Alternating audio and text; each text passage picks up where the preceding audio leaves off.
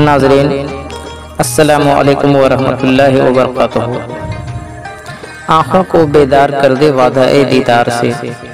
آنکھوں کو بیدار کر دے وعدہ اے دیدار سے، زندہ کر دے دل کو سوزے جوہر گفتار سے۔ اثر کرے نہ کرے سن تو لے میری فریاد، اثر کرے نہ کرے سن تو لے میری فریاد، نہیں ہے داد کا طالب یہ بندہ اے آزاد، نہیں ہے داد کا طالب یہ بندہ اے آزاد۔ اپنے کردار پہ ڈال کے پہرا اقبال، اپنے کردار پہ ڈال کے پہرا اقبال، ہر شخص کہہ رہا ہے زمانہ خراب ہے۔ افراد کے ہاتھوں میں ہے اقوام کی تقدیر، افراد کے ہاتھوں میں ہے اقوام کی تقدیر، ہر فرد ہے ملت کے مقدر کا ستارہ۔ جی ہاں، ہر فرد ہے ملت کے مقدر کا ستارہ۔ جی ہاں ناظرین، سب سے پہلے آپ تمام عزیز دوستوں کو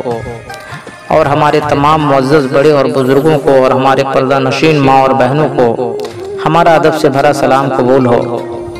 اور بعد اس کے ہمارے گلشن کے تمام چہکتے اور مہکتے ہوئے پھولوں کو، یعنی تمام چھوٹے چھوٹے پیارے پیارے ننھے منھے بچوں کو ہمارا ڈھیر سارا پیار اور دعائیں۔ ہاں تو اب آئیے ہم پیش کرتے ہیں تصوف کی روشنی میں محمد اسلام کی حقیقت، وہ اسلام جو تمام عالم کے لیے رحمت ہے۔ جی ہاں ناظرین، اب ہم پیش کرتے ہیں تصوف کی روشنی میں اسلام کی تاریخ اور دین محمدی کی حقیقت۔ میں اس پیشکش کو امت محمدیہ کے ان افراد کے نام معنون کرتا ہوں جو صحیح رہنمائی اور قیادت سے محروم ہیں اور نام و نہاد علماء کے دام و تروز میں گرفتار ہیں۔ جی ہاں ناظرین، اس سے پہلے جو بیان حقیقت آپ حضرات پچھلے ایپیسوڈ میں سماعت کیے، اسی موضوع پر اور آگے کے واقعات اور بیانات سماعت کریں۔ پانچواں قدم، چونکہ امان اللہ خان نے باتوں باتوں میں کہیں یہ کہہ دیا تھا کہ جب ہم کابل کے تخت پر بیٹھیں گے تو اپنے ملک سے انگریزوں کو نکال دیں گے، وہ بات گویا ٹائپ ریکارڈ کر لی گئی ہے، چونکہ امان اللہ خان نے باتوں باتوں میں کہیں یہ کہہ دیا تھا کہ جب ہم کابل کے تخت پر بیٹھیں گے تو اپنے ملک سے انگریزوں کو نکال دیں گے، وہ بات گویا ٹیپ ریکارڈ کر لی گئی، اور انگریزوں کو یہ فکر ہو گئی کہ کسی طرح امان اللہ خان گدی پر ہی نہ بیٹھ سکیں، لہذا کابل کا تختہ الٹنے کے لیے ایک عیسائی پادری کو مولوی کے بھیس میں کابل بھیجا گیا، جو صوم و صلات کا پابند تھا،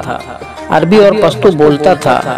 پابند شریعت ہو کر مسلمانوں کا بڑا خیر خواہ تھا، جس نے شہر کابل میں اسکول، مسجدیں، یتیم خانہ اور مسافر خانہ وغیرہ بنوا کر اپنی مقبولیت کا شہرہ کر دیا کہ میں جامعہ ازہر مصر سے سند یافتہ عالم فاضل اور پیر و مرشد ہوں، اور میں کابل میں ایک ربانی حکومت بنانا چاہتا ہوں تاکہ کابل میں شریعت کا راز رہے، قائم ہو جائے، لہذا شادی بیاہ بھی کر لیا، 2 بچے بھی پیدا ہوئے، اور بچوں کو بھی جامعہ ازہر میں حصول تعلیم کے لیے داخل کر دیا۔ اب کوئی شک و شبہ باقی نہ رہ گیا، جس کی عقیدت کا مطلق سکہ بیٹھ گیا۔ شہزادہ امان اللہ خان ابھی ایکسفورڈ میں ڈگری ہی حاصل کر رہے تھے کہ ولایت سے واپس ہو کر کابل کے تخت پر بیٹھے گئے، مگر کابلی عوام بروئے شریعت کسی نئے رہنما کے حوالے ہو چکے تھے۔ اس عیسائی پادری موجودہ کابلیوں کا پیر و مرشد، جن کا نام لارڈ لارنس تھا،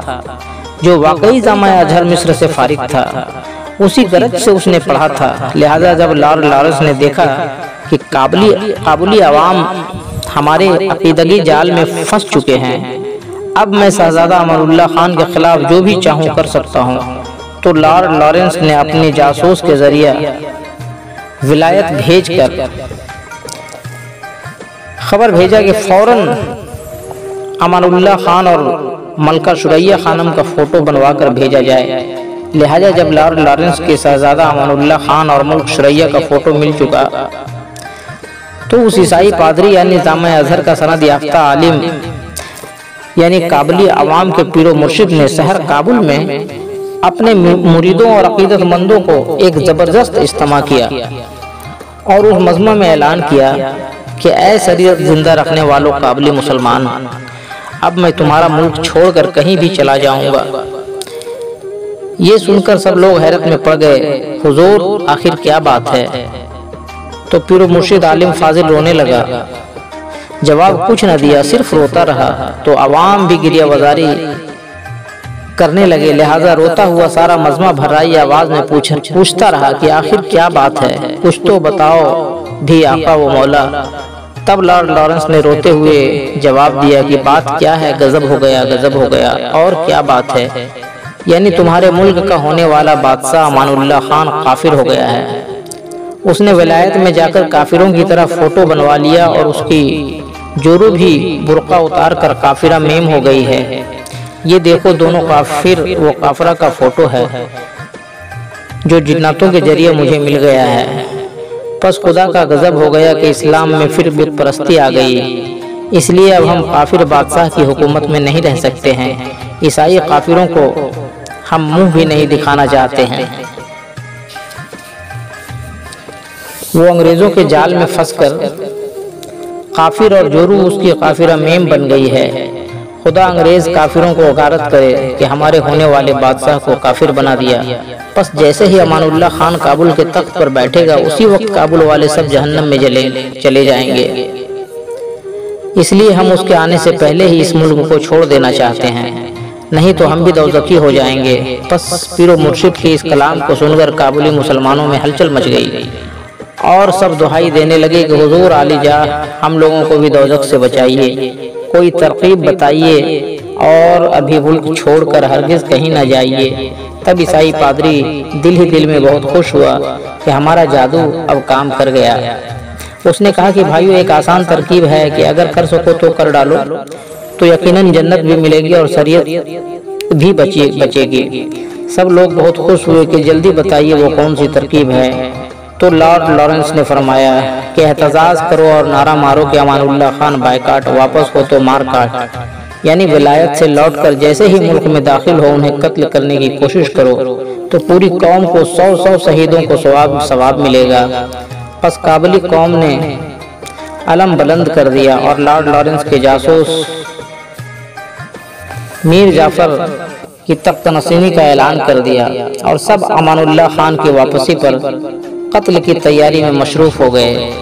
چونکہ لارڈ لارنس کے مکر و فریب اور کابلی مسلمانوں کی حماقت کا حال سن کر شہزادہ امان اللہ خان کے گردن شرم سے خود ہی جھک گئی کہ ولایت سے واپس پر اپنا ملک چھوڑ کر ملک البانیہ کو چلے گئے، جہاں آج تک زندہ ہیں، اور کابل میں بچہ سکہ تخت نشین ہوا، یعنی امان اللہ خان ماں سریا خانم ہمیشہ کے لیے ضلع وطن ہو گئے۔ لارڈ لارنس اپنی کامیابی کے بعد دہلی پہنچا اور انگریزی حکومت نے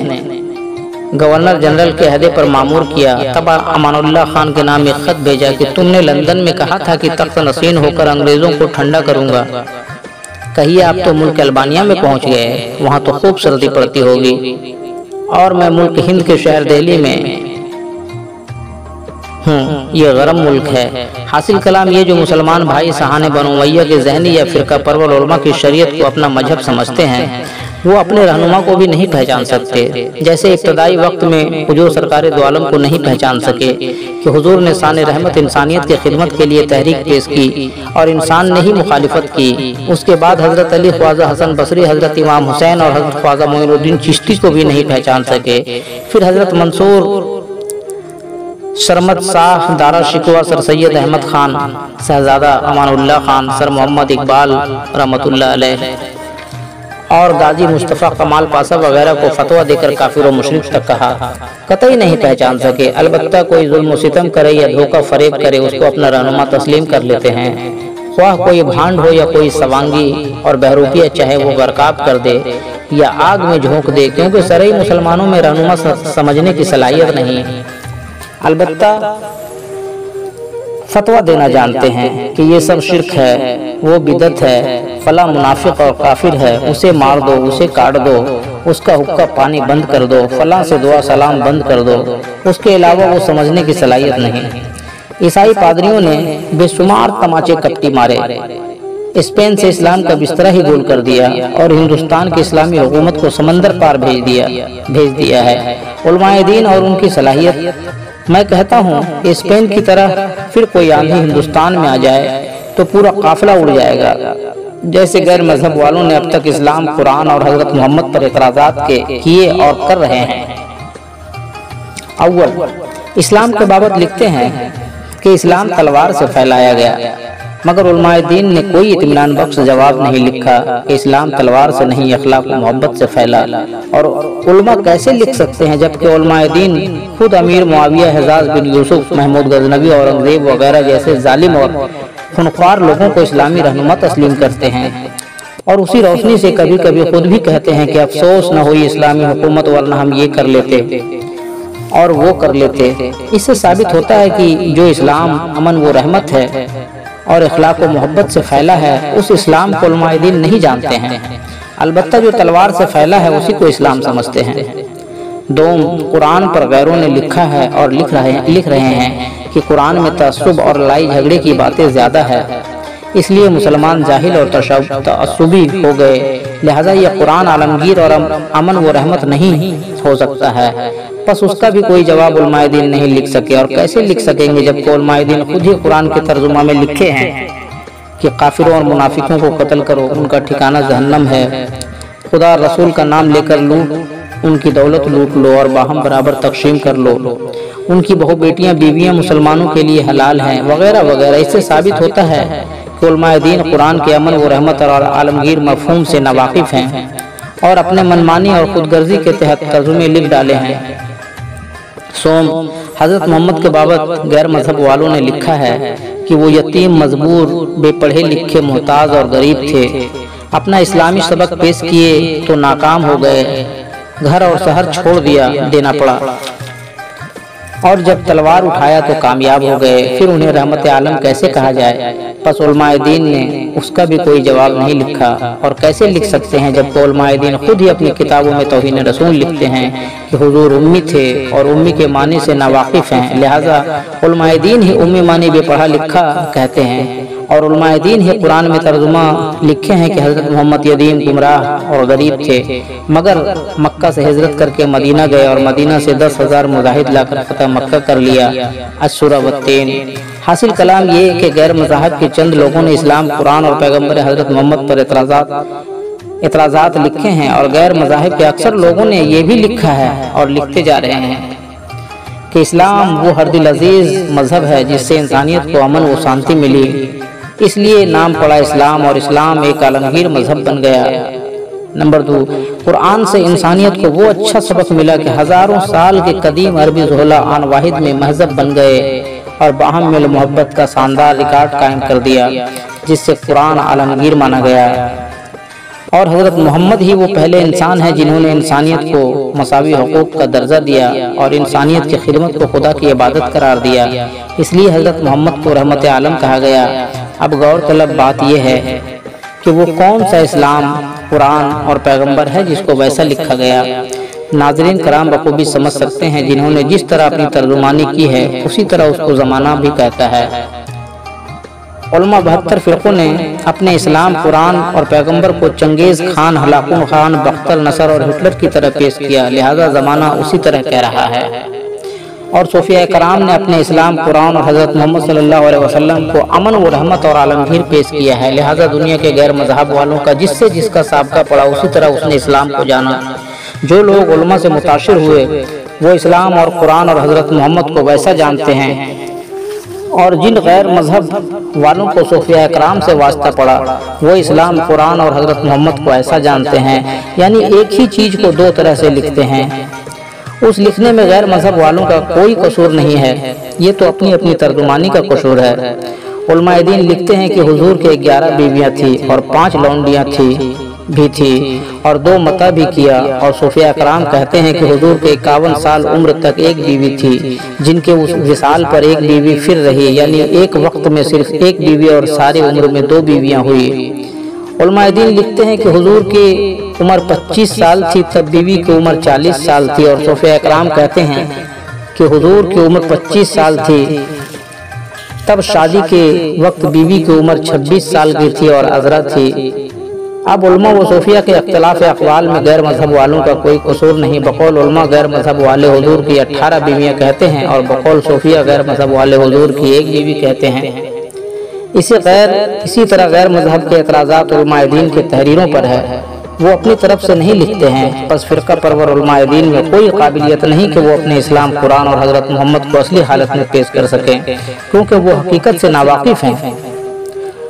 علماء اپنی صحیح تمکنت میں صرف فتنہ اور فتویٰ دینا جانتے ہیں، حقیقت سمجھنے کی صلاحیت نہیں، جس سے انسانیت کا کوئی فائدہ بھی ہو سکے۔ جیسے پچھلے سال میرے بھی خلاف ایک فتویٰ نکال دیا، اس فتویٰ میں میرا نام و نشان تو نہیں تھا، لیکن میرے مضامین کی ترجمانی ضرور تھی، جس سے یہ سمجھا گیا کہ یہ فتویٰ میرے خلاف ہے۔ یعنی فتویٰ میں لکھا گیا تھا کہ ایک شخص ہے جو ابو سفیان، معاویہ، محمود غزنوی، شاہ شعور، قرآن کا پارا اور علماء دین کو برا بھلا کہتا ہے۔ گویا یہ الزامات میرے ہی طرف منسوب کیے گئے تھے۔ فتویٰ کا مضمون تھا جی ہاں ناظرین، اب اور آگے کے واقعات اور اس فتوے کو اگلے ایپیسوڈ میں ہم پیش کریں گے۔ جی ہاں ناظرین، اب ہمیں دیجیے اجازت، ہم پھر جلد ہی ملیں گے آپ سے تصوف کی روشنی میں لے کر محمدی اسلام کی حقیقت۔ اور آپ تمام ناظرین سے آپ کا نیازمند بھائی نیازی ٹی وی کا ایک نیازمندانہ گزارش ہے اور تمام انسانیت سے التجا ہے کہ نیازی ٹی وی پر پیش کیے جا رہے پروگرام محمدی اسلام کی حقیقت کو آپ حضرات ضرور سماعت کریں، اور خاص کر بالخصوص ان بھائیوں تک یہ پیغام محبت اور پیغام حقیقت کو ضرور پہنچائیں جن کے دل اور دماغ میں اسلام اور پیغمبر اسلام کے بارے میں کچھ غلط فہمیاں ڈالی گئی ہے، کیونکہ محمدی اسلام صرف مسلمانوں کے لیے نہیں بلکہ تمام عالم کے لیے رحمت ہے، یعنی پوری کائنات، پوری انسانیت کے لیے رحمت ہے۔ اس لیے ہم تصوف کی روشنی میں محمدی اسلام پیش کر رہے ہیں۔ ہمارا مقصد اور منصب صرف یہ ہے کہ محمدی روشنی سے زمانہ روشن ہو جائے، حق اور باطل کو زمانہ جان لے، اور ہمارے آقا و مولا کی توہین نہ کی جائے، ان کے شان اقدس میں گستاخی نہ کی جائے۔ جی ہاں ناظرین، اگر آپ حسینیت اور محمدیت کو پسند کرتے ہیں تو آپ ہمارے اس محمدی پیغام کو تمام انسانیت میں زیادہ سے زیادہ شیئر کریں، اور ہمارے حوصلہ افزائی کے لیے ہمارے اس پیشکش کو، ہمارے نیک کوششوں کو اور ہمارا اس محمدی پیغام کو، اور آپ اپنے اس نیازی محمدی چینل نیازی ٹی وی کو زیادہ سے زیادہ لائک، کمنٹ اور سبسکرائب کریں۔ ہاں تو ناظرین، ہم پھر ملیں گے اگلے ایپیسوڈ میں محمدی روشنی لے کر، تب تک کے لیے آپ تمام عزیزوں